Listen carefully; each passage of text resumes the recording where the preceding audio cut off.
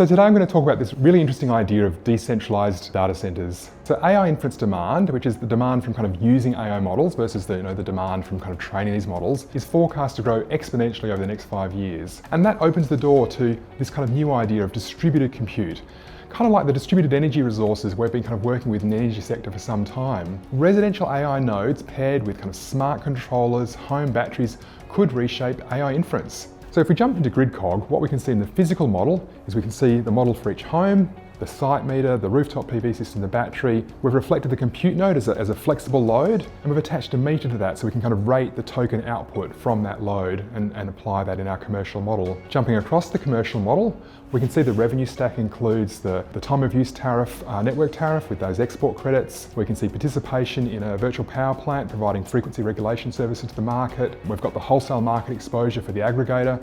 We've got this new line item of AI inference revenue. We've also tried to reflect a benefit to the consumer for hosting that compute node. So we've kind of given them free electricity supply and a 20% revenue share on the inference revenue.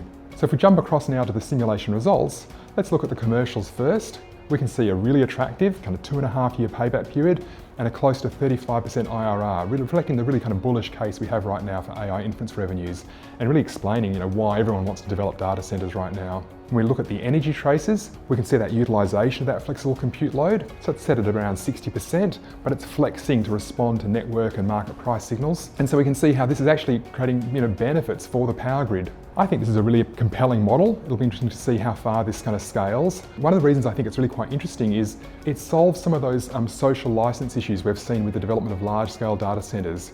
Communities worry that there's no benefit for them for hosting a data center in their backyard, but if we've got these kind of small distributed connections, they're kind of like the rooftop PV systems or home batteries that communities have really embraced, and there's a way to directly share that kind of value back to the consumer. So I think that's quite interesting. Another interesting idea that kind of came out of a recent panel discussion we ran in London was, do we need a kind of a new market for AI inference? So right now we're kind of optimizing this resource in the energy market. Could we kind of co-optimize that in an inference market? So in our commercial model, we've assumed a kind of a flat dollars per token inference revenue. And in practice, inference demand is dynamic, it's price responsive. There's perhaps some really interesting ways we could think about kind of co-optimizing energy and inference together. So that's something that you find as fascinating as me.